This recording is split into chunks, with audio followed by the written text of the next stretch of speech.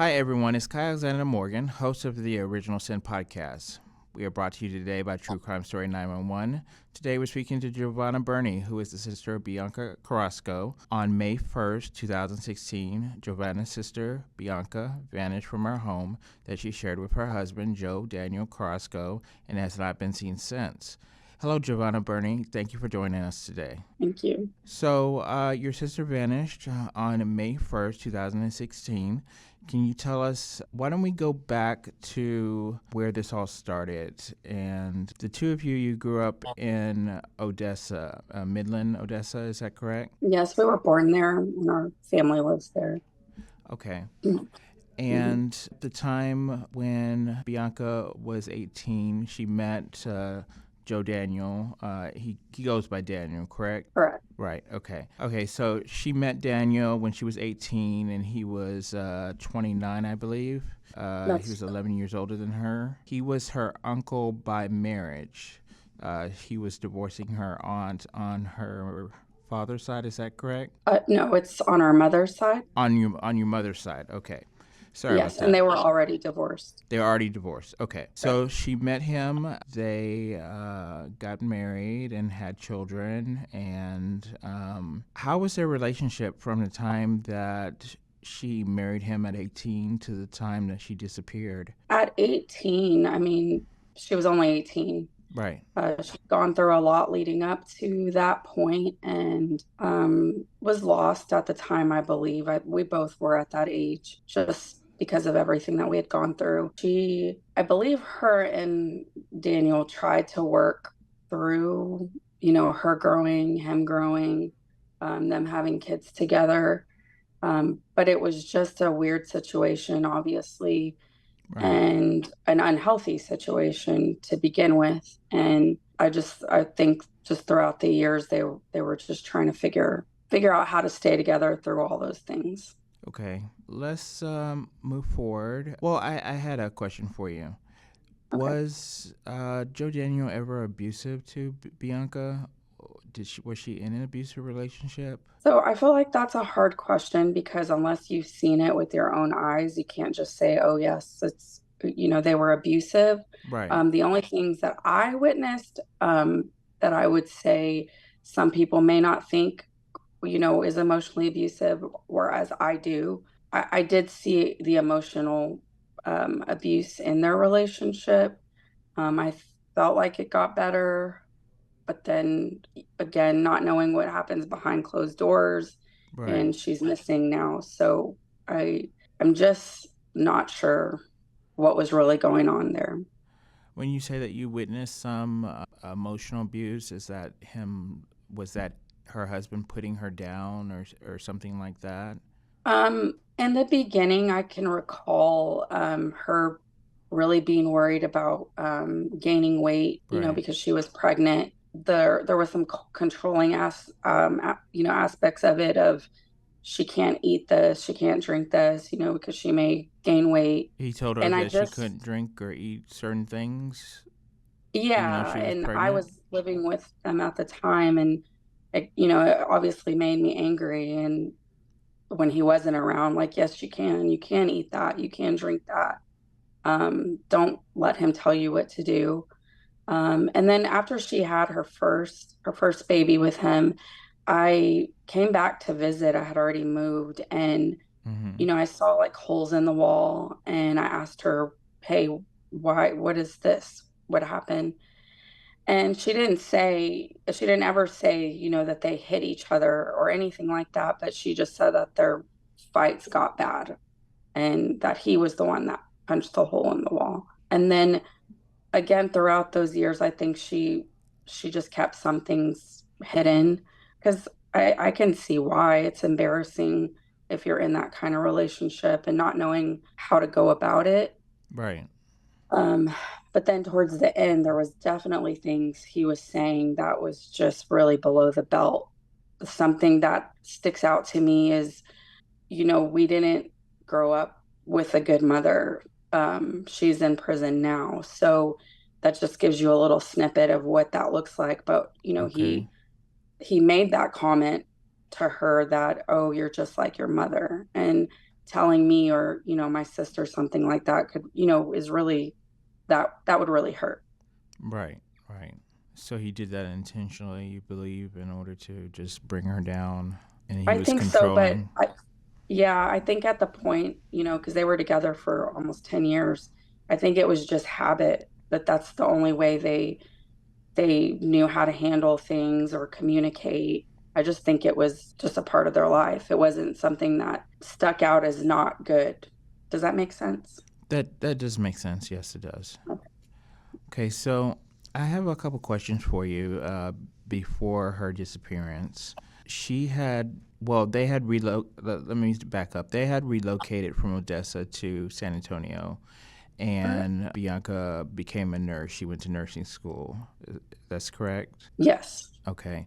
And so she was working independent person, and it got so bad at home that she told her coworkers that she was having an affair, and that if she disappeared or vanished, that they would know who did it to her. Is that what happened exactly? She never told her coworkers, not that I know of. I know she was sharing a lot about her life with her coworkers. Right. The affair thing comes up a lot, but I don't know that I don't know. I don't know that I would hardly call it that. She just met this man. They were talking on the phone. They maybe met up twice. I think it could have gotten serious by the way they liked each other, but it wasn't serious at the time. A lot of what she was sharing with her coworkers was things that were going on between her and her husband. She was showing them text messages, sharing their arguments with them. So that's where that comment came from. That she told her coworkers, "Well, if I go missing, you know what happened to me," because they were going through a lot, and that was on the Friday before that Sunday that she disappeared. And that wasn't only just text messages that she shared with them. He actually threatened her in front of them. Is that correct? No, he threatened to go to her job that Wednesday before, and she left. Yeah. Okay. Because he threatened to go to her job, to confront her. Okay. They had been having a contentious relationship, I guess. They were living in the same home, but still married, but not really as a husband and wife. Would you describe that as their situation? I would definitely say so. At least from the end of February leading up to her disappearance, they were not on good terms. Okay. Now, at the time she went missing, she had 3 children. One was 9, one was 8, and one was 4. Do you think that Bianca would just leave her children and just walk away? No, not at all. All right. And let me ask you this. So on the day that she disappeared, her husband, Daniel, said to you and possibly to the police that they got into an argument and she just walked away. Is that what he relayed to you? So, according to him, she walked away on foot Sunday night. So no one would have known what would happen or what happened till the next day, which was on a Monday. And he told me that the night before they got into an argument, and that she started walking on foot away from their home, and that he got in his car and drove to Odessa. Okay. Did he take the children with him at that time when he drove to Odessa? He took the youngest one with him. The 4-year-old? And the other 2, yes, the 4-year-old and the 2 were left at home. They were left at home by themselves, or they had... No, they were by themselves. The 9 and 8-year-old was by themselves. Okay. Let me ask you, Bianca, she had a successful career. Would you agree with that she was a nurse and that she showed up on time for work and she did all the things that she was a responsible person? Absolutely. I mean, she went to nursing school in Odessa before moving to San Antonio and became an LVN. She then went to San Antonio, went back for more education to become a registered nurse. She took her job very seriously. I remember thinking, because I'm a stay-at-home mom, always have been, and that sometimes it was hard for her to even call in sick. Like if she was sick, she just didn't want to do that. Her patients, she did more than she needed to. She would buy them snacks. She was just very devoted to her career and to her, to her patients. Okay, so at the time that she disappeared, which was on Sunday night on May 1st of 2016, and her husband said that Daniel said that she just walked away. She had access to her car, correct? Correct. It makes you think, why would you just walk away when you have access to a car? And, a paid off car at that. Yeah, and just walk away with just the clothes on your back. Does that make sense to you? No, not at all. It doesn't make sense. She sense. didn't have to walk on foot. There was no reason for it. Okay. So you think that when he said that to you, he was lying to you about what happened that night? For sure. I do not think he's being honest about what happened. Okay. And he did not report her missing. That's correct, right? You reported her missing? I was the one that reported her missing. And why did you have to report her missing? Did he try to deter you from calling the police? He did. That Monday, I couldn't get a hold of her. And I was just checking in, on her, how she was doing. Because again, those days leading up, there was a lot of fighting, chaos in their home. And so she wasn't responding to my text messages, and I didn't try to call immediately because she's at work. And so I didn't expect for her to be able to talk to me on the phone at work. But after not getting any text messages back, I decided to try to call her, and her phone was going straight to voicemail. And immediately I thought that was odd because that's not something she did. She never turned her phone off. Right. So I tried a couple more times and didn't get anything. So I reached out to him, and he wasn't responding to my text messages either. When I finally contacted him that afternoon, it was around 4, I let him know, like, hey, I can't get a hold of Bianca. Do you know where she is? Because I'm a little worried. Her phone's going straight to voicemail. And he's like, no, I don't know where she's at. She probably left with one of those guys. And I was like, I was so confused by that. Like, what guys? Or I was just confused. And I asked him, well, what do you mean? What happened? And he said, she left. And then I pushed further. What do you mean she left? And he said, she left the house. And I started asking more questions because he wasn't just giving me, what really happened. Right. I said, did she leave in her car? No, she walked on foot. And then I'm thinking, because I know my sister, I'm like, okay, that doesn't sound right, because my sister she doesn't even like being outside. So why would she walk outside from the house? And I asked him, you saw her walking away? You didn't just see her, walk out the door. You saw her walking. And he said, yes. And I said, you made eye contact as you drove, because then he told me that he left for Odessa. And at that point, the immediate thought, just like you had just a couple of minutes ago, was, so the kids were left alone. And that's what upset me at that moment, was that the kids were left alone overnight, and they were still home alone by the time I got a hold of him at 4 p.m. My kids are around the same age, and so it just really worried me, all the feelings. And I told him I would call the kids, make sure they were okay, asked him if they were okay. At no point did he tell me that he took the youngest one with him, so I didn't even find out till days later that he took the 4-year-old with him. Okay. And then I contact my sisters to see if they've heard from her. And I mentioned to him, if we don't hear from her, we're going to have to call the police. And he was like, no, just let her be. She'll be okay. And I'm kind of like, in my head, like, no, this is weird. I call her work, and they sound concerned because I ask the questions. Did she come to work? No, she didn't come to work. Did she call in? No, she didn't call in, and we're a little worried. So then I have my sisters post on social media. I didn't have social media at the time, tagging her to, see if anybody has seen her or talked to her. And we didn't get any luck from that. Nobody had heard from her, seen her. Still calling her phone, still going straight to voicemail, text messages not going through. And Tuesday, I told him that if she didn't go to work, I was going to call the police.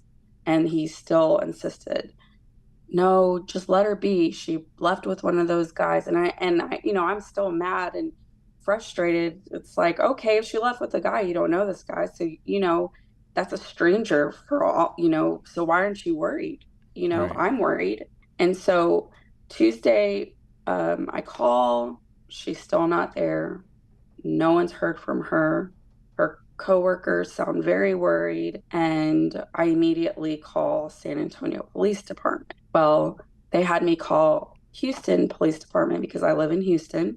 Okay. So I did that, and they came to my home, took a report, asked why the husband hadn't called, and I told him I didn't know, but I didn't care whether he was going to call or not. I'm calling because I can't find my sister. They asked, can I have his number so I can try to call? They call him on speakerphone. He answers. They ask, may I speak with Joe Daniel? I knew his voice, and he lied and told them that he had the wrong number. Oh, really? Okay. Yes. Mm-hmm. Did the police call back, or what happened from there? From there, they took my report. You could see, their faces like doesn't look good. They get the report in, and then from there, I was able to be transferred to San Antonio and start making phone calls to San Antonio, trying to get her listed as a missing person, which is very hard, because she's an adult. They don't just say an adult is missing, so we're going to list them as a missing person. They don't do that. So I had to go and, kind of fight through the reasonings on why I'm so concerned and why I think something bad happened to her. And that Tuesday night was when they listed her as a missing person. Okay. So that would be on May 3rd, 2016. Correct. Okay. Correct. So I understand from there, she was missing, the police got involved, kids came to live with you. How did that come about? Well, he was very dishonest about where the youngest one, and I guess I can only imagine that maybe someone saw something on social media from where the 4-year-old went to daycare, and it probably scared them. And putting together, the reports show that she was making outcries when she was at daycare, that there was a lot of fighting going on at home. So I'm sure that worried the daycare workers. The kids were left alone, which is negligence. So they had a few reasons. CPS had a few reasons, with its Child Protective Services, to jump in and say, okay, there's some things wrong here. At the point that he said that he had the 4-year-old, he didn't, because he left her in Odessa. So they were very adamant that you need to get her back to San Antonio so that we can lay eyes on her, make sure the kids are okay. During all this, the police are at their house. They went to the school for the other 2 kids. And then by that Wednesday night, CPS had immediately removed them from his care and brought them to me. Okay. And how long did they stay with you? 6 months. 6 months. Okay. And then he legally got them back from CPS? Correct. Child Protective Services is all about reunification. I think they were they were waiting to see if something was going to be able to be proven in Bianca's case, and that didn't happen. So he did all the steps that they asked him to do, and he got them back. And let me just verify with you. Initially, after you filed the missing persons report, the police did go to the home that Bianca shared with Daniel. He let them search the home and search her car, question him. But that was the only time that he did that? That's correct. After that, he obtained a lawyer and yes, didn't say anything else? No longer, right. And he no longer responded. He initially told him he would take a polygraph test, but after that, he just stopped responding to them altogether. Okay. And so I know when I had talked to you a couple weeks ago, you had told me that he had left San Antonio and went back to Odessa. Just to Mm-hmm. clarify, Odessa is where he works. He works in the oil field. Correct. And So, his family lives there. and Our his family lives family, there. Okay. yeah. Mm-hmm. And your family lives there. Okay. And so he had went back to Odessa. He left the children with you. Well, he didn't have a choice, but he left the children with you. He left, and then he returned to San Antonio to claim the children. But he wasn't alone, right? He brought someone with him. Correct. That February when he moved back to San Antonio, February 2015, he brought a girlfriend with him with her kids. And her name is Nancy Garcia. Correct. And she is the aunt on your mother's side. Is that right? Father's side. Father's side, on your father's side. Yes. He got Different divorced side from this he got time. divorced from the aunt on your mother's side, and then he got with the aunt on your father's side. That's correct. And as of today's date, they're still together. That's correct. She's living in the home that Bianca used to live in. Yes. I did read something about a statement that you made recently. I believe it was on a podcast. Someone had forwarded it to me about you having a conversation with Bianca before she disappeared. And did Bianca think that something was going to happen to her? Well, she told her coworkers that she thought that, you know, if something happened to her, that it was her husband. But was she uncomfortable in the house? Did she really think that he was going to do something to her? So that Wednesday that he, found out about the specific guy that she was talking to, that's when the threat started. And, he was going to go to her job. And that's the day she left her job early. When I talked to her while that was unfolding, I mean, she sounded terrified. She wanted to know where he was. Where was he? Was he at home? She ended up getting home and he wasn't there. She was there looking for his gun. And I'm just shocked, that she's this scared. So it's like she was like that day. And then I guess he settled down. And when he took the money out of the account, that made her angry. So he And she drained was just, her account. He drained their joint checking yes, account, so she would have no yes, money. right. And so that made her mad. I don't know if she knew something was going to happen, but there had to be something inside of her subconsciously for her to even have all those emotions that Wednesday and then I can only imagine she was a jokester. I can only Mm-hmm. imagine that comment that she made to her coworkers. She probably said it in a joking way, but maybe somewhere inside of her she really thought there was a possibility of something happening to her. But those coworkers turned out to be an asset to her and to you when she disappeared because they spoke to Mm-hmm. CPS and Yeah. helped you get the children removed from his care. Yes, they Um, were all willing to testify in that case.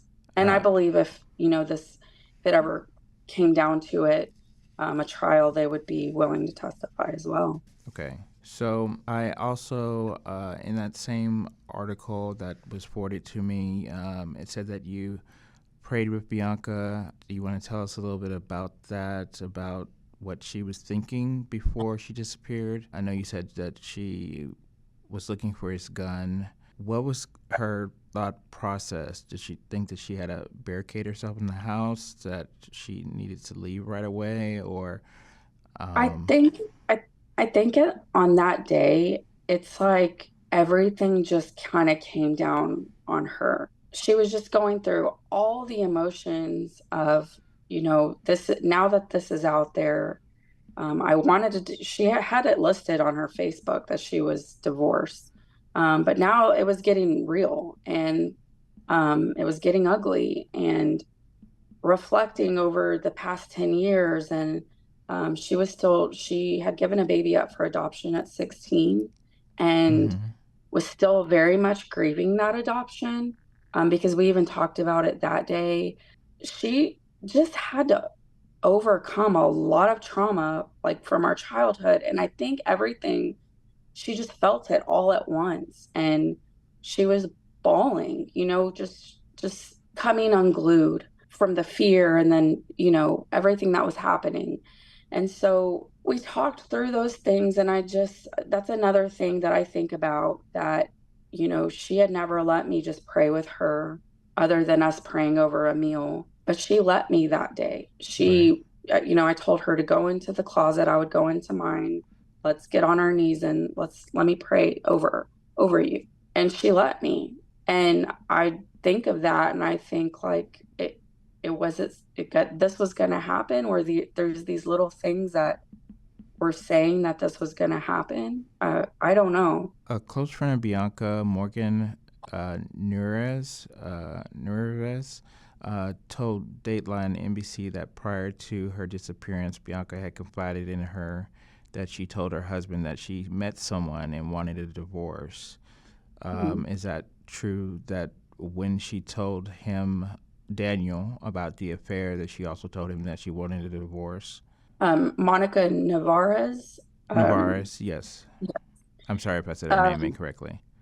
Yeah, she says that that's what Bianca told her. I'm not sure what was said, or I know that it was already listed that she was divorced. I know that based on conversations with him, he didn't want a divorce, but she was mentioning that word. Nothing had ever been filed. It was just such a short amount of time. I don't believe she wanted a divorce because she met this guy. I believe something happened in February, and I don't know what. Something happened for her to say, I think I need to move away from this. Okay.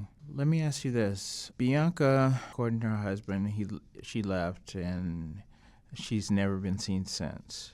Did he elaborate, besides that she was with one of the guys that she was seeing? Did he elaborate on anything else, any other explanation of why she would have disappeared? Not to me, but recently I kind of found out through someone that has had run-ins with him that the story is that she walked away on foot and she went to Mexico. And that's such a lame story. Like to me, it's like you could have came up with something better than that. Right. Because Mexico wouldn't have been Bianca's destination of choice. She didn't know how to speak Spanish. That wasn't her, like, that just, and for me to have where you're putting a location on it, I'm now at the place where it's like, okay, well, tell me where you're getting that from. Why not respond to the police? Why not say, hey, I think she went to Mexico, and tell them why you're saying that? Why do you, what is making you say that? It's really stupid, in my opinion. Well, I wonder, because he said that she walked away on foot. How would she get to Mexico? She didn't have her car. He had drained the bank account. She possibly had credit cards. I don't know, but she did. Where would she did go? Have credit cards. Yeah, there's been nothing. There's been absolutely nothing. No movement on anything she had. Credit cards, her license, her nursing license, the money that she did put in her other account. It went to I don't know what it's called. You know, when you have unclaimed property and it just goes somewhere. I know in the state of Texas it goes somewhere to be claimed. It's just sitting there. Her money's just sitting. I'm not sure what that's called, but yeah, they list the property if you don't pick it up within a certain amount of time. Like a bank or, a refund from something. Yeah. Yeah, a relative or someone can try to claim that money. Is that what Daniel did? Did he try to do that, or? No, I don't think so. That's just been from like us investigating. Like, has there been any movement? There hasn't been anything. Okay. I'll tell you this: the only movement on her social has been utility bills put in her name in Odessa. This was after she disappeared or before she disappeared? Correct. After she disappeared. After she disappeared. Yes. And Daniel had moved back to Odessa. So are you saying that he was using her name for utility bills? That's correct. Yeah. Okay. That night, you said that her phone last pinged at her house. Is that correct? That's correct. And then it went dead. Mm-hmm. Could you tell me, Jovanna, about Bianca, who she was? And I know you spoke a little bit about her being a nurse and being kind and overly friendly and going the extra mile for her patients. Could you tell me who she was besides that? Who she was to you, who she was to the world? I mean, Tamisha is one of my best friends.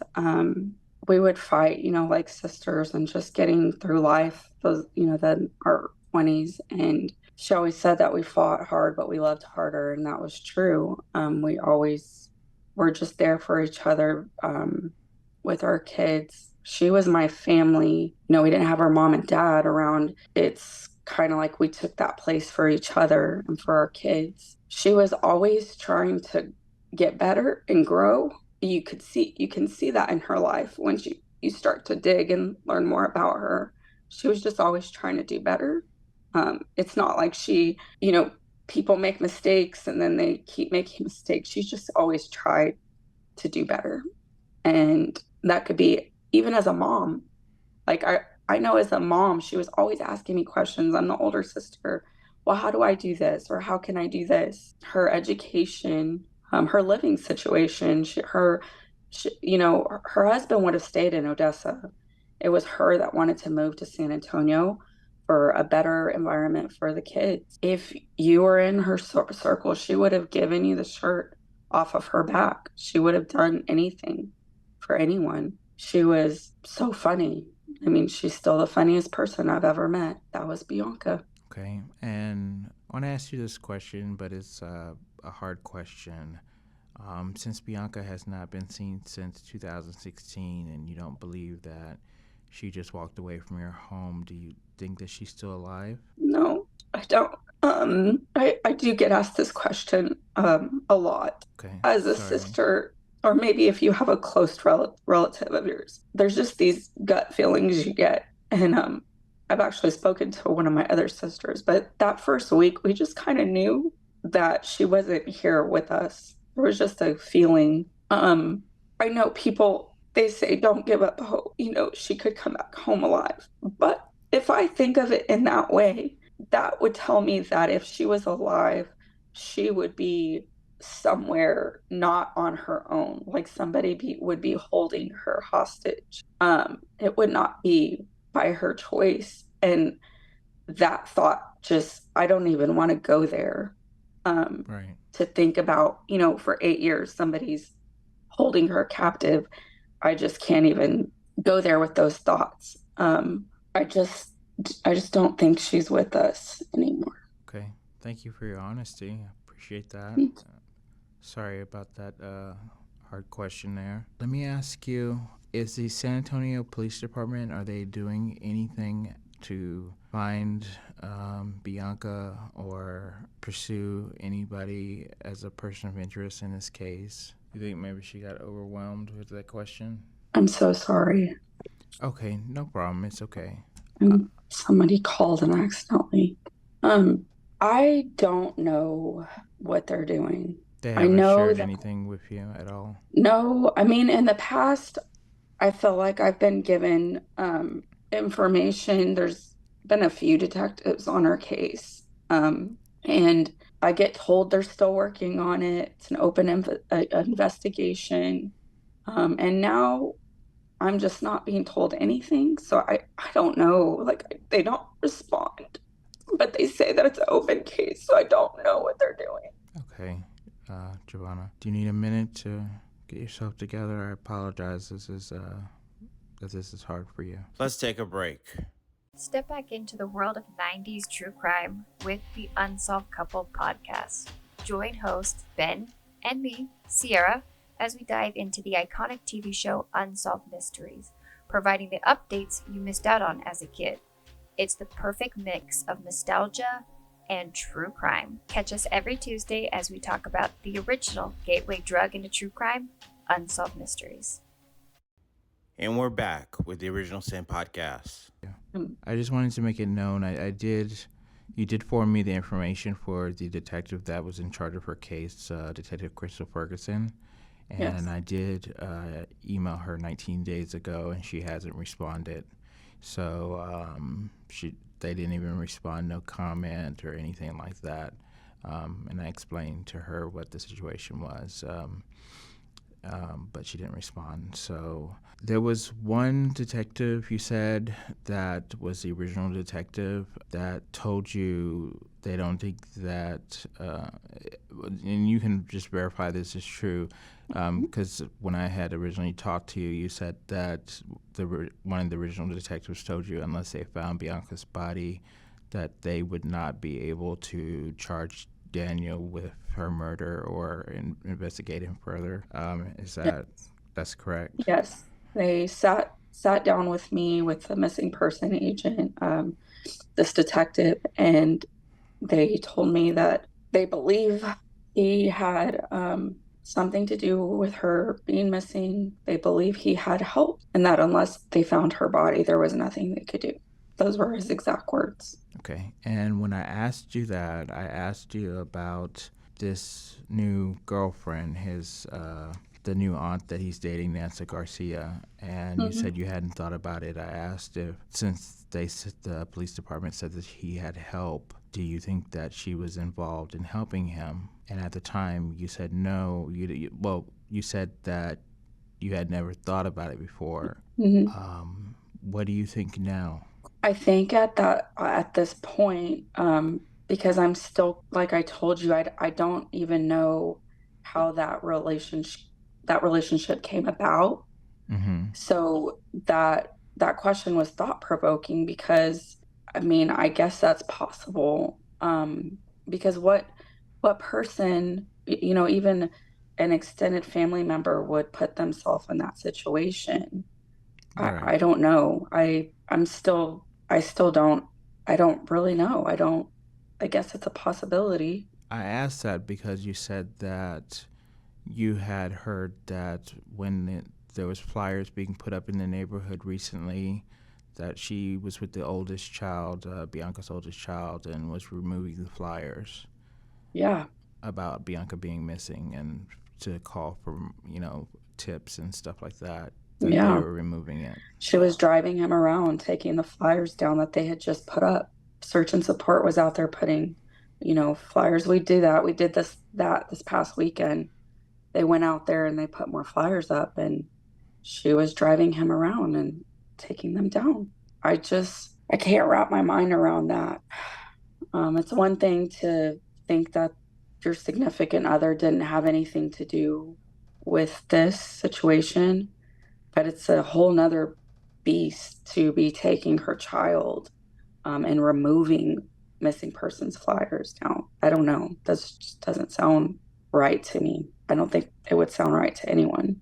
No, it doesn't sound right. What do you think that they, after all this time, it's been 8 years, over 8 years, that they have told the children in order to get, the oldest child to take down the flyers? Do you think they just told them that she ran away with someone and didn't love them anymore? Or what do you think would motivate them to just take down the flyers? And so I won't get too deep into the private conversation I had with her oldest daughter recently. However, based on everything she said, they believe that she was a bad mother. They do believe she left with someone. They believe that she doesn't love them or wanted to be there for them. And because they've been kept from everyone who thinks the opposite, they've had every opportunity to instill that in those kids. And sadly, because it was so traumatic for them, they didn't just lose their mom, they were removed from their home. It put them in a vulnerable place for somebody to be able to do that. Right. And I can relate to that because my father did that with our mother. So it's very possible. Okay. Now, Jovanna, is there anything about Bianca's disappearance that we didn't talk about or that we skipped that is important for the public to know? I don't think so. I think the questions about the police were good questions. Want to make them look bad, but we have to be honest with what has happened and what has not happened. Right. Her husband, it looks like he did something And I guess at this point, my thought is to prove me wrong, prove the public wrong. I mean, there's all these red flags. So why wouldn't you come forward and answer some questions, Yeah. And I think anyone in the San Antonio community can help with those things, because that's San Antonio police, and that she went missing from a home in San Antonio. Okay. One last thing I wanted to ask you. Now, you told me that he had filed for divorce recently, about a year ago, and then he turned around and stopped the proceedings.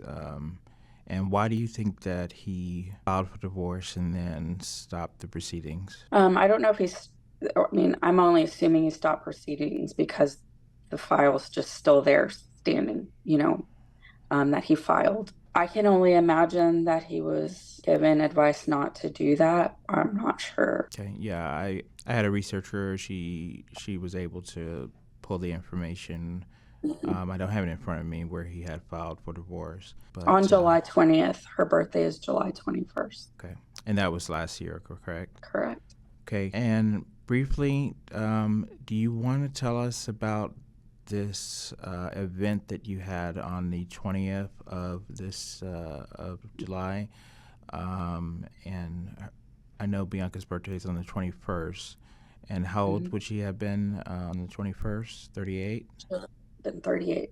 Okay. And the event you had was a day prior. Can you tell us a little bit about that event for Bianca? Yes. It was a lot. I think I'm still processing everything. Okay. The news media came out. Her friends, traveled from Odessa, Houston. We had a lot of advocates there that help, with missing people and just their families. That was really comforting. I think the saddest part, besides having this event for my sister who we can't celebrate, was, there were families there that have missing loved ones as well. Okay. From San Antonio. One in particular that I can't stop thinking about it, because she's a sister looking for her sister.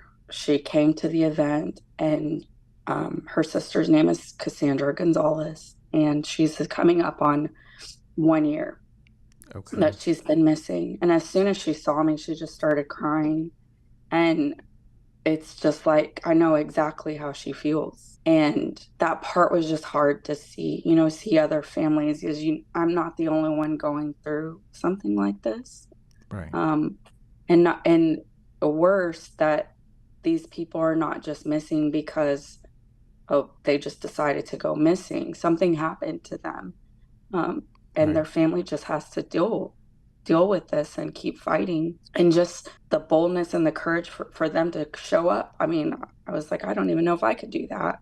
It'd be such an emotional mess. Right. And they were there, and that was I think it was just a overall good event to kind of just honor Bianca. And it's something she would have done, she would have done that for other people. All right. Unfortunately, we have to wrap up right now, but I wanted to leave the audience with a few words, a few things. You do have a Facebook page called Help Us Find Answers for Bianca Garcia. Bianca Carrasco. Carrasco. I'm yes. Sorry. Okay. Carrasco. Help Us Find Answers for Bianca Carrasco. I mix up Garcia with the aunt that's with her current husband. And they can, if they have tips, they can call the San Antonio Police Department. Their number is 210-207-SAPD, which stands for 7273. And then on your posters, you have the number 210-244-STOP, and you're offering a $5,000 reward. Is that for information that finds Bianca, or is that just for information, period? It's Crime Stoppers San Antonio. Crime Stoppers. Okay. The police ask for Crime Stoppers to get involved, hoping to get tips come in, so that it's just like that. When you offer money, people might be willing to talk. All right. Well, thank you very much for joining us, Jovanna. I really appreciate you talking with me today. Thank you. All right. You have a great day. You too. Thanks. Bye.